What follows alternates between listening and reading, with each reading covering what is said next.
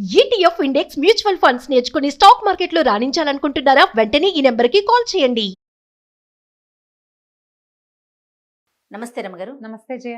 పెళ్ళిళ్ళు జరగకపోవటం, పెళ్ళిళ్ళు వద్దు అనుకోవటం రోజు రోజుకి చాలా ఎక్కువ చూస్తున్నామండి. ఎన్ని సంబంధాలు చూసినా సెట్ కాకపోవటం ఇది కూడా చూస్తూ ఉన్నాం. అసలు ఆడపిల్లలు దొరకట్లేదు, మగపిల్లలు దొరకట్లేదు రమ్మగారు, అన్ని కమ్యూనిటీస్లోనూ. ఇక్కడ అక్కడ అని లేదు. మరి పిల్లలంతా ఏమైపోతున్నారు? యువతే ఉందని మనమేమో చాలా గొప్పగా చెప్పుకుంటా ఉన్నాము. నిజంగా రమ్మగారు అసలు పిల్లలే దొరకట్లా, ఇటు దొరకట్లా అటు దొరకట్లా. 15 మంది మగపిల్లల సంబంధాలున్నాయి నా దగ్గర. ఓహో 15 మంది, 2-3 ఆడపిల్లలు ఉన్నారు. ఈ 15 మంది అబ్బాయిలు ఈ 2-3 ఆడపిల్లలకి సెట్ గారు. ఈ 15 మందికి అమ్మాయిలు దొరకరు. ఎవరితో మాట్లాడినా ఏదో చెప్తారు. ఏవో వాళ్ళవేవో రిక్వైర్మెంట్లు, వీళ్ళవి మీట్ అవ్వరు, వీళ్ళకున్నవేవి వాళ్ళకి నచ్చవు, వీళ్ళు ఒప్పుకున్నవేవి వాళ్ళకి జాలవు. అది ఎవరి రిక్వైర్మెంట్ ఎక్కడ సెట్ అవుతుందో మనకు తెలియదు. అవుతూనే ఉన్నాయి పెళ్ళిళ్ళు అవ్వకుండా ఏం లేవు, పెళ్లి అయిపోతూ ఉంటాయి. ఈ మధ్యలో ఏంటంటే ఈ బ్యాడ్ ఎగ్జాంపుల్స్ జరుగుతూ ఉంటాయి. కొన్ని కొట్లాటలు, రచ్చకెక్కిపోవటాలు, వీధులకు ఎక్కటాలు, పోలీస్ స్టేషన్లకు ఎక్కిపోవటాలు, ఫేస్బుక్లకు ఎక్కిపోవటము, తర్వాత డివోర్స్లు, ఫ్రెండ్స్లో ఎప్పుడు దిక్కుమాల పెళ్ళి అనవసరంగా చేసుకున్నానన్న ప్రచారాలు. దీంతో ఈ బ్యాచులర్ పిల్లలకి ఎందుకు వచ్చిన పెళ్ళిరా దేవుడా అన్న భయం. అవును, ఇలాంటి ప్రాబ్లమ్స్. ఫారిన్ కంట్రీస్లో ఉన్న పిల్లలకేమో ఇండియా నుంచి తెచ్చిన పిల్లలతో ఉండే అవస్థలు అక్కడున్న ఫ్రెండ్స్ చెప్తారు. అందుకని ఇండియా నుంచి పిల్లలొద్దు, నాకు అక్కడే ఉన్న పిల్ల కావాలి. మళ్ళీ అక్కడే ఉన్న పిల్లలు వీళ్ళు ఎవరితోటైనా ఉంటున్నారేమో, ఎవరితోటైనా ఇదవుతున్నారేమో, వీడుంటాడు అది ఉండకూడదు అనుకుంటాడు. ఇదో ప్రాబ్లం. ఆడపిల్లలకు కూడా ఇలాంటివే. వాళ్ళు ఆల్రెడీ అక్కడ ఉంటారు. ఇక్కడున్న మగపిల్లల్ని మోసుకెళ్తే వీళ్ళకి ఇన్ఫీరియారిటీ కాంప్లెక్స్, వాళ్ళకి సుపీరియారిటీ కాంప్లెక్స్, ఈ రెండు కలిసి అదేదో తృతీయ కాంప్లెక్స్ అవుతుంది. అందుకని అక్కడే ఉన్న అబ్బాయిలు కావాలి. మళ్ళీ వేరు ప్లేసులు కాకూడదు, ఏజ్లు ఇంత డిఫరెన్స్ ఉండకూడదు, ఓన్లీ 2 years ఉండాలి, లేదా 3 years ఉండాలి. 2 years అమ్మాయి పెద్దదైనా పర్వాలేదు, కానీ అబ్బాయి మాత్రం పెద్దవాడు కాకూడదు. జనరేషన్ గ్యాప్ వస్తుంది, ఐడియాలజీ మారిపోతుంది, కంపాటబిలిటీ ఉండదు. ఎన్ని వింటున్నాము, ఇదే కథగా ఉంటుంది. ఈ సందట్లో లవ్ మ్యారేజ్లు అయిపోతుంటాయి, సెకండ్ మ్యారేజ్లు అయిపోతున్నాయి. కానీ పెళ్ళి ఎప్పుడు శేషప్రశ్నగానే ఉంటుంది ఈ రోజుల్లో. అవునండి. ఏదైనా సంబంధం చూస్తే మనం చుట్టాల్లో చూడాలా, ఎక్కడైనా మ్యాట్రిమోనియల్స్లో ఇవ్వాలా. మ్యాట్రిమోనియల్ పెళ్ళిళ్ళు ఫెయిల్ అయినవి కనపడ్డాయి అనుకో, అమ్మో మ్యాట్రిమోని వద్దు చుట్టాల్లో చేయాలనుకుంటారు కొంతమంది. ఈ చుట్టాల్లోనే చూస్తుంటే చుట్టాల్లో క్లోజ్ రిలేషన్స్ పెళ్ళిళ్ళు అడ్డంగా ఫెయిల్ అయిపోయినవి చూసి అమ్మో క్లోజ్ రిలేషన్లో చేసుకోకూడదు, బయట వాళ్ళే నయం అనిపిస్తుంది. ఇంకోసారి మన అనుభవం దృష్ట్యా మనం ఏం చేస్తాం, మనకు వచ్చిన ఐడియాలజీని స్ప్రెడ్ చేస్తాం. ఈ స్ప్రెడ్ ఎంతవరకు వెళ్తుంది? ఇప్పుడు మీ ఇంట్లో మా పిల్లలు ఉన్నారనుకో పెళ్ళికి, మా ఇంట్లో ఏదో పెళ్లి ఫెయిల్ అయిందనుకో, అమ్మలక్కలు ఇద్దరు మాట్లాడినేటప్పుడు, అయ్య బాబా ఈ పెళ్ళిళ్ళు ఏమిటోనమ్మా, వాళ్ళు చెప్పారని చేసుకున్నాం, మ్యాట్రిమోనియల్స్ వాళ్ళు ఇచ్చారు, ఏదో కనుక్కున్నాం, తీరదస్తే అలా అయింది ఇలా ఏదో, అమ్మో అది పనికిరాదు. మేము క్లోజ్ రిలేషన్స్ చేసుకున్నామండి, మాది అడ్డంగా ఫెయిల్ అయిపోయింది, మొహాలు చూసుకోలేకుండా అయ్యాం, ఇప్పుడు చుట్టాల పక్కలు విడిపోవాల్సి వచ్చింది అని వాళ్ళు చెప్తారు. ఇప్పుడు ఎక్కడ చేయాలి? ఇవి ఇలా నడుస్తూనే ఉంటాయి కదా. అవునండి. అవునా? పెళ్ళిళ్ళు స్వర్గంలో జరుగుతాయిట కదా. ఈ మేడ్ ఫర్ ఈచ్ అదర్ జంటలు ఈ కాలంలో లేవు, ఉండవు.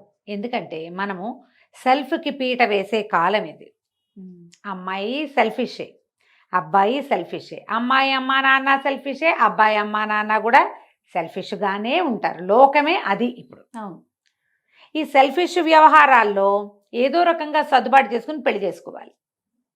ఇందులో ఈ మొత్తంలో ఇంకొకటి ఉంది సినేరియో, వేరే కథ ఒకటి ఉంది. జాతకాలు, కుజదోషాలు, ఈ 2 జాతకాలు కుదరలేదు, పాయింట్లు చూస్తారు కొంతమంది, నక్షత్రాలే లెక్కబెట్టి అసలు నక్షత్రమే కలవలేదని మానేస్తారు ఇంకొంతమంది. ఆయన ఎవరికో గురువుగారు చూపిస్తారు, గురువుగారు అఖండ బ్రహ్మాండంగా ఉంది, 32 పాయింట్లు కలిసాయి అంటారు, కితనే గుణ్మిలే అంటుంటారు. హిందీ వాళ్ళు కూడా బహుత్ సారే గుణ్మిలే అంటారు. ఈ గుణాలన్నీ కలిసినాయని పెళ్లి చేసుకుంటారు, తనేస్తుంది పెళ్ళి. ఇప్పుడు గుణాలు ఎక్కడ కలవలేదే, అక్కడ జాతకాలు చూసినా ఫెయిల్ అవుతాయి, చూడకపోయినా ఫెయిల్ అవుతాయి. చూడకపోయినా సక్సెస్ అవుతాయి, చూసినా సక్సెస్ అవుతాయి. సక్సెస్ ఆ పెళ్లి మీద రాయబడి ఉంటుంది, కానీ ఆ ప్రత్యేక పెళ్లి మీదే దాని సక్సెస్ ఆధారపడి ఉంటుంది. అందులో ఫ్యామిలీస్ సర్దుకునేవాళ్ళు, పెద్దవాళ్ళు మంచి మాట చెప్పేవాళ్ళు, పిల్లలే సర్దుకునేవాళ్ళు, పర్వాలేదులే ఇలాగే ఉంటాయి అని ఆలోచించుకునేవాళ్ళు, లేదా ఎవరైనా మంచి సలహా చెప్పేవాళ్ళు, నలుగురు పెద్దవాళ్ళు కూర్చుని కలిపేసి ఏదో పర్వాలేదు అలాగే ఉంటుంది ఇంతేనని చెప్పి ఉంటే ఆ పెళ్లి ముందుకెళ్తుంది, లేకపోతే లేదు. మళ్ళీ ఈ సందట్లో ఇంకో సినేరియో ఉంది. అబ్బాయిల తాలూకు తీవ్ర ప్రకృతి, అమ్మాయిల తాలూకు తీవ్ర ప్రకృతి. ఇందులో వీళ్ళ మెంటాలిటీసే కాకుండా వీళ్ళకుండే మానసిక సమస్యలు. ఓకే. మళ్ళీ అందులో ఇంకొక పాయింట్ కూడా, ఈ అమ్మాయిది కానీ అబ్బాయిది కానీ డిస్టర్బ్డ్ ఫ్యామిలీ హిస్టరీ. వాళ్ళ ఇళ్లలో చూసుంటారు అత్తగారులు రాక్షసులుగానే ఉంటారని, పెళ్ళామంటే పిశాచమని, ఏ మగవాడైనా వాడిని నమ్మకూడదు మగవాళ్ళని. అందుకని పెళ్లి చేసుకుని దగ్గర నుంచి మొగుడు మీద అనుమానంగానే ఉంటుంది. పెళ్ళాన్ని ఎంకరేజ్ చేయకూడదని ఉంటుంది మగవాడికి. అత్తగారు అసలు ఆవిడ అంటే అందని, అందంటే అందని, నుంచుంటే నుంచుంది, కూర్చుంటే కూర్చుంది. అత్తగారులు ఇలాగే ఉంటారు. వాళ్ళు ఏమన్నా తప్పే, నుంచుంటే నుంచున్నామంటారు. ఇదే గోల. ఇప్పుడు ఇన్ని సినేరియోల్లో ఈ గోలల్లో పెళ్ళిళ్ళు సక్సెస్ అవుతాయా లేదా అనేది క్వశ్చన్ మార్క్. సరే, ఇన్ని క్వశ్చన్స్లో అసలు క్వశ్చన్ ఏంటి? అసలు క్వశ్చన్ ఏంటంటే పెళ్లి కావాలంటే ఏం చేయాలి, ఏ దైవ దర్శనం చేసుకోవాలి? పెళ్ళి కావాలన్నా, పెళ్ళి సక్సెస్ కావాలన్నా 2 విధాలు చేయాలి. వివాహాలు కావట్లేదు అంటే సాధారణంగా పెద్దవాళ్ళందరూ చెప్పేవి 2-3 ప్రత్యేకమైన దైవ దర్శనాలు.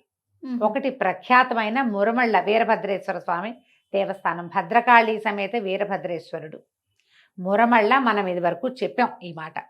మురమళ్ళలో నిత్య కళ్యాణం, పచ్చతోరణం, ఎక్కడా శివుడికి రోజు కళ్యాణం చేసే దాఖలాలు ఉండవు.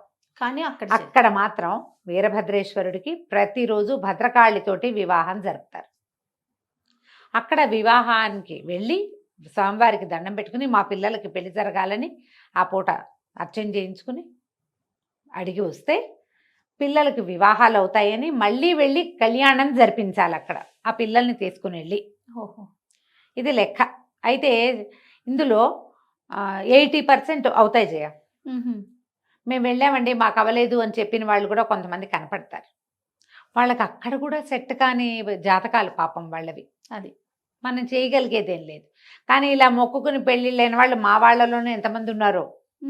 మరుమళ్ళలో మళ్ళీ చేయించాం మేము వెళ్ళాం అని చెప్పేవాళ్ళు. మన కామెంట్లు కూడా అలాంటివే వస్తాయి. ఒకటి మురమళ్ళు అయితే ఇంకా 2-3 పద్ధతులు ఉన్నాయి. ఈ 2-3 పద్ధతుల్లో ఒకటి సీతా కళ్యాణం జరిపించటం. నవమి ఇప్పుడు శ్రీరామనవమి నాడు సీతా కళ్యాణం, సీతారాముల కళ్యాణం జరిపిస్తే పిల్లలకి వివాహాలు అవుతాయి. ఓకే. ఇప్పుడు అంటే రాముల వారి దేవస్థానాల్లో కళ్యాణం జరిపే విధానం ఉంటే పౌర్ణమి నాడు కళ్యాణం చేసే దేవాలయాలు ఉన్నాయి కదా. ప్రతి పౌర్ణమికి సీతారామ కళ్యాణం చేసే దేవాలయాలు వెతకండి. నాకు ఒంటిమిట్ట రామాలయంలో కూడా చేస్తారు. అది సీతా కళ్యాణం చేస్తారా లేకపోతే పౌర్ణమికి అభిషేకమో నాకు గుర్తులేదు, కానీ ఇలాంటిది ఉంది. ఇట్లా మీరు కనుక్కోండి. మీ చుట్టుపక్కల దేవస్థానాలు ఉంటాయి కదా, మన ప్రాంతంలో ప్రఖ్యాత రామాలయాలు. కళ్యాణం నెల కళ్యాణం జరుగుతుందా కనుక్కొని అక్కడ కళ్యాణాలు జరిపిస్తే పిల్లలకి వివాహాలు అవుతాయి, ఆడపిల్లలకి ముఖ్యంగా. ఓహో. తర్వాత ఇంకా సుబ్రహ్మణ్యేశ్వర స్వామి కళ్యాణం జరిపించినా కూడా వివాహాలు అవుతాయి. ఈ సుబ్రహ్మణ్య కళ్యాణం అనగానే సుబ్రహ్మణ్య దేవస్థానాలు మన తెలుగు రాష్ట్రాల్లో తక్కువ ఉన్నాయి. అవునండి కదా. మనం ప్రఖ్యాతంగా చెప్పుకోగలిగేది కృష్ణా జిల్లా మోపిదేవి. అక్కడ కళ్యాణము జరుగుతుంది, రోజు కళ్యాణం చేస్తారు అక్కడ కూడా జరుగుతుంది. ఎవ్రీడే డబ్బులు కట్టి కళ్యాణం చేసుకోవచ్చు, మనం వెళ్ళి కూర్చుని చేయించుకోవచ్చు. మోపిదేవిలో సుబ్రహ్మణ్యేశ్వర కళ్యాణం జరిపించినా కూడా వివాహాలు అవుతాయి. ఆడపిల్లలకైనా మగపిల్లలకైనా మీరు మొక్కుకోవచ్చు. సీతా కళ్యాణాన్ని ప్రత్యేకంగా ఆడపిల్లల తల్లిదండ్రులకే చెప్తారు. కన్యధార పోసి అమ్మవారిని మనం అయ్యవారికి అప్పచెప్తే గనక మన పిల్లలకి కూడా కన్యధార పోసే అవకాశం మనకు లభిస్తుందని దాని పద్ధతి. సుబ్రహ్మణ్య కళ్యాణం ఆడపిల్లలు మగపిల్లలు ఎవరి పేరెంట్స్ అయినా మొక్కుకోవచ్చు. మోపిదేవిలో ప్రఖ్యాతమైంది ఏంటంటే సంతానానికి పెట్టింది పేరు సుబ్రహ్మణ్యుడు. అక్కడ చాలా విశేషంగా అవుతుంది. ఏముంది, ఇప్పుడు బస్ ఎక్కితే బందర్ వెళ్ళిపోతాం హైదరాబాద్ నుంచి. ఏ ఊరు వాళ్ళైనా చాలా సులువుగా మచిలీపట్నం చేరుకోవచ్చు. బందర్ నుంచి చాలా దగ్గర. ఇంకేముంది, బంటుమిల్లి, చల్లపల్లి అలాంటి ఏ ఊరు వెళ్ళినా, బెజవాడ వెళ్ళినా మోపిదేవి వెళ్ళిపోవచ్చు. ఈజీ, ఏం పెద్ద కష్టమే ఉండదు. మీరు 1 డే ట్రిప్లోనే ఇది ఫినిష్ చేసుకోవచ్చు. మోపిదేవి దేవస్థానం కోసం చూసుకుంటే ఇంటర్నెట్లో చక్కగా దొరుకుతుంది. కళ్యాణం బుక్ చేసుకోవచ్చు. వెళ్ళి చేసి అక్కడ పెద్ద పొట్టు ఉంది, పాలు పోసి రావచ్చు. స్వామివారికి మనం ఇప్పుడు సంతానం కలిగితే కూడా మనం అక్కడ మొక్కుకుని సంతానం కలగచ్చు. మా 2 పిల్లలకి తలనీలాలు మేము అక్కడే ఇచ్చాం. మా వాళ్ళు సుబ్రహ్మణ్యం మొక్కు వాళ్ళే. అదే మనకి పద్ధతులు ఉంటాయి కదా ఇళ్లలో, వాటిని పాటించుకుంటే సరిపోతుంది. ఇవి కాకుండా మనకి తమిళనాడులో ఆరుపడే వీడు అంటారు. షణ్ముఖ క్షేత్రాలు 6 ఉంటాయి. ఒకవేళ కుదిరితే కనుక పళని, తిరుచెందూరు, తిరుత్తణి, తిరుపరకుండ్రం ఇవి ఉన్నాయి కదా స్వామి బల. తర్వాత ఏమో ఇవే 6. ఈ 6 మీకు ఏది కుదిరితే అది చూడండి. 6 కుదిరినాయా సంతోషం. సుబ్రహ్మణ్య దర్శనం వల్ల కూడా వివాహాలు అవుతాయి. ఇంకొకటి తెలుగునాట ప్రఖ్యాతమైన ఇంకొక పాయింట్ ఏంటంటే రుక్మిణీ కళ్యాణ పఠనం. వివాహాలు అవ్వట్లేదు, వివాహాల అసలు సంబంధాలు రావట్లేదు, లేకపోతే మనకు అనురూపమైన వాళ్ళు దొరకట్లేదా, ఫలానా లాగానే కావాలంటే మన ప్లాన్ ప్రకారం అవ్వట్లేదు, అలాంటప్పుడు పిల్లలు లేదా మాట వింటలేదు, పిల్లలు పెళ్లి చేసుకోమంటారు, వాళ్ళు కూడా రుక్మిణీ కళ్యాణాన్ని ఇంట్లో పారాయణ చేసుకున్నా చేయించినా పిల్లలే చదువుకున్నా రోజువారీ ఆ ఇంట్లో రుక్మిణీ కళ్యాణ ఘట్టపారాయణం జరుగుతూ ఉంటే మెల్లిగా పిల్లలకి వివాహాలు అవుతాయి. వీటిలలో ఏదైనా చేయొచ్చు. మళ్ళీ ఇందులో మన పెళ్ళి అయిపోయాక పెళ్ళి సక్సెస్ అవటానికి కూడా ఈ దైవాలే పనిచేస్తారు. వివాహం సక్సెస్ అవ్వాలంటే రాముల వారే. ఒకవేళ పెళ్లిలో ఏదైనా ఇష్యూస్ ఉన్నాయి, ప్రాబ్లమ్స్ ఉన్నాయి, రాముల వారి దర్శనం చాలా పనిచేస్తుంది. సీతారామ దర్శనం చేస్తే పెళ్ళిళ్ళు ఫెయిల్ అవుతున్న పెళ్ళిళ్ళు సక్సెస్ అవుతాయి. ఏదో ప్రాబ్లమ్స్ ఉన్నాయి మాట్లాడుకోవడం వల్ల మనం ఒకసారి వెళ్ళి గుడిలోకి వెళ్ళి మాట్లాడుకోండి. ఆ దేవాలయ దర్శనం వల్ల పెళ్ళిళ్ళు సక్సెస్ అవుతాయి. మనకేంటంటే ఇప్పుడు ప్రపంచం చాలా అన్ని పక్కలకి పరిగెత్తడమే కదా చేయాలి. అవునండి. ఈ పరిగెత్తటాల్లో ఏంటంటే మనకి ఎంతసేపు ఏదో ఒక పెద్ద విషయం మనకి గోల్గా ఉంటుంది. అన్ని విషయాల్లోనూ మనకి పెద్దవే ఉంటాయి. మనం పరిగెత్తగలమా, పట్టుకోగలమా లేదా అనేది మన మీద డిపెండ్ అయ్యి ఉంటుంది కదా. ఇప్పుడు ఈ పెళ్లిళ్లలో నాకు ఫలానాదే కావాలంటే ఎట్లా కుదురుతుంది? ఏదో మనకి కాంప్రమైజ్ కావాలి. 2 రకాల వేరు క్లాతులు, దీని మీద ఆ సీక్వెన్స్ కావాలి, దాని మీద ఈ చుక్క ఉండాలి, ఈ చుక్క మధ్యలో ఈ రాయి అతికించి ఉండాలి అని మనం డ్రెస్సులు డిజైన్ చేసుకున్నట్టుగా పెళ్లిళ్ళు డిజైన్ చేసుకోగలమా? చేసుకోలేకపోతే. బట్టలకి కుదురుతాయి ఆ డిజైన్లు. ఇంట్లో వుడ్ వర్క్ చేయిస్తావు, నాకు ఇక్కడ అది ఉండాలి ఇది ఉండాలి, నువ్వు ఏది అడిగితే అది వస్తుంది. నువ్వు అవన్నీ మెషిన్ మేడ్ టైలర్ మేడ్గా వస్తువులు చేయించి అలాగే పెళ్ళిని కూడా కావాలంటాం, కుదురుతుందమ్మా?